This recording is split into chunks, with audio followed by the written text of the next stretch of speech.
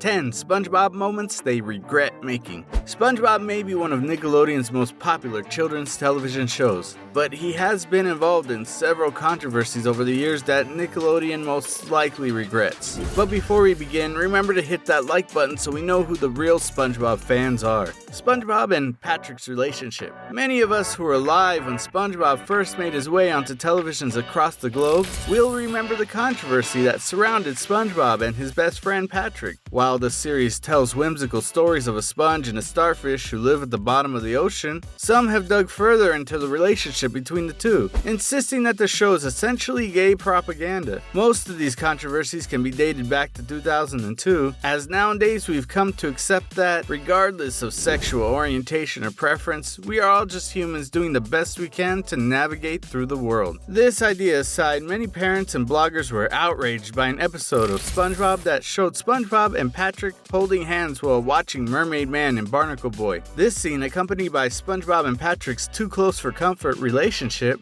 caused some people across the world to boycott the series entirely. While this boycott never resulted in SpongeBob being taken off the air, it certainly left a bad taste in the mouth of parents around the world. SpongeBob will make you gay? This topic continues from the one mentioned a moment ago. Though a 2005 music video resulted in many intolerant parents and columnists around America insisting that if SpongeBob isn't gay, at the very least he will make you gay. This can be tied back to a music video that was endorsed by Nickelodeon that promoted tolerance and acceptance in the world around us. The video was designed to teach diversity to younger audiences, regardless of their religious beliefs, sexual orientations, or gender preferences. Overall, it seems like a solid campaign, though we have to wonder if Nickelodeon anticipated the amount of backlash they would receive from such a thing. Again, we have to remind you that this took place back in 2005. Even though it was only 15 years ago, the world was a much more intolerant place, and the idea of being gay, trans, or otherwise was incredibly taboo. Remember, gay marriage wasn't even legalized in the United States until 2015, over a decade later. Many religious groups around the world spoke out against the music video and condemned both Nickelodeon and SpongeBob for allowing such a video to be created, let alone marketed to a younger audience. Once again, Nickelodeon seems to have been relatively unfazed by this and continued to produce the series, largely ignoring the controversy. SpongeBob will make you fat. In 2005, a report claimed that childhood obesity was tightly bound to companies that use cartoon characters to advertise their products. We have all likely seen the various advertisements that are geared towards younger audiences, promoting all sorts of unhealthy foods or lifestyles. One example of this is Pop-Tarts, a company that has repeatedly used children's television or movies as promotion for a new flavor or variety of pastry. SpongeBob was included in the packaging that was brought up in the report, suggesting that both SpongeBob and Pop-Tarts had equally contributed to childhood obesity. The idea behind this type of advertising is to trick children into thinking their favorite television character is a big fan of the product, thus it must be delicious. The same idea is applied to children's meals at fast food restaurants, with brands often partnering with major companies like McDonald's to include cartoon toys and Happy Meals, or to release new meals or menu items specifically themed around an idea that was brought up in the television show. An excellent example of this, although it is not a children's show, would be the Szechuan sauce that was popularized by Rick and Morty a few years ago, though it was originally brought to the market in the 1990s after the release of the Disney film Mulan. SpongeBob is too sexy. SpongeBob once again came under fire in 2009 after he partnered with Burger King for an ad campaign. Immediately after the ad was released, parents across the country lost their minds, insisting that SpongeBob was promoting the objectification of women in the media. They claimed that SpongeBob had begun to sexualize women, as the ad contained a reworked version of the song Baby Got Back, released by Sir Mix-a-Lot in the 1990s. The original lyrics of the song read, "I like big butts,"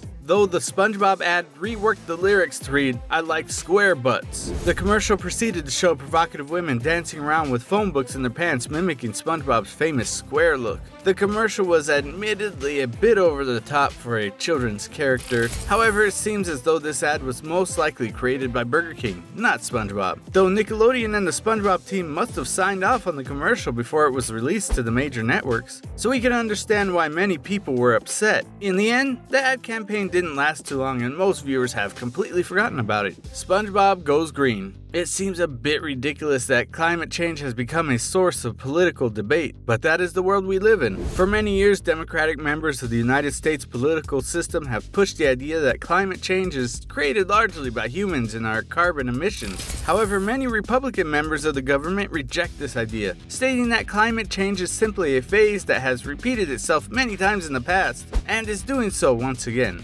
Regardless of your beliefs on this issue, SpongeBob found himself in hot water when a book was released entitled SpongeBob Goes Green. This book followed SpongeBob as he revealed that Mr. Krabs' carbon emissions were negatively affecting the world around him. The story helped explain climate change to children in a way that would make sense to simpler minds. Though Fox News created a story that insisted that SpongeBob had become part of the liberal agenda. This idea may be a bit hard to get behind, but Fox insisted that SpongeBob was promoting an idea about climate change that had not been backed up by science. We won't dive too deep into this political rabbit hole, and we urge you to research yourself, but SpongeBob had a hard time recovering from this controversy. SpongeBob causes ADD. This idea has been a topic of debate for decades, and will likely continue to do so for many years to come. SpongeBob, as well as countless other children's shows, have been called out for causing children to have short attention spans. The idea behind this is SpongeBob is too fast-paced for children to remain focused on one particular scene or idea for more than a few scenes. The scenes are consistently shifting and SpongeBob is constantly getting involved in new antics that keep the viewer glued to the screen. While SpongeBob hasn't been the only series to be called out for this,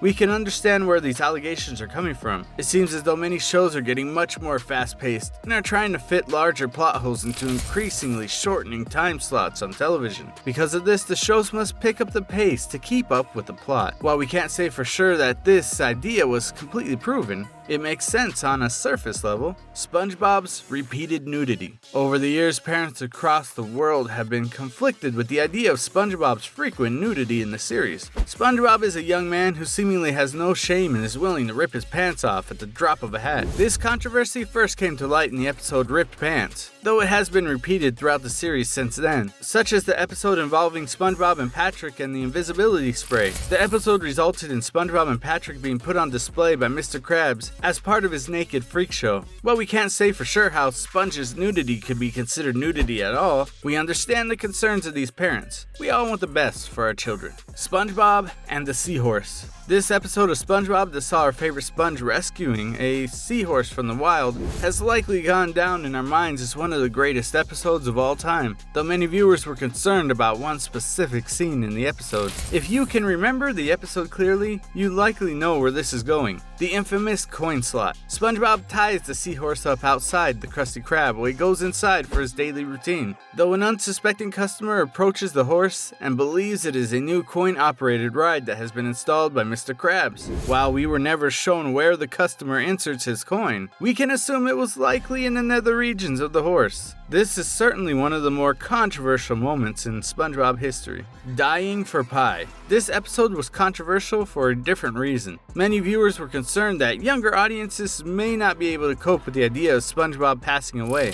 The trauma this episode caused for some viewers was real, and many parents were concerned about the message the episode was portraying. Squidward decides to give SpongeBob a pie as a gift, though little does he know that the pie is a bomb. When eaten, the pie will blow up. Squidward unknowingly gives the pie to SpongeBob, later learning it's a bomb after he believes the sponge has eaten the whole thing. He spends the remainder of the episode doing his best to give SpongeBob the best day ever, assuming he will pass away at sundown. As it turns out, SpongeBob never ate the pie, so Squidward had nothing to worry about, though the episode troubled many viewers. Sailor Mouth. This episode, by far, the most controversial SpongeBob episode to date. The show saw SpongeBob and Patrick learning a series of swear words that would make anyone's mother blush with embarrassment. Though each of these swear words was conveniently censored by a sound of a random sea creature. Even though none of the swear words were ever openly stated on the show, it's pretty easy to understand what word the two were getting at. This outraged many parents.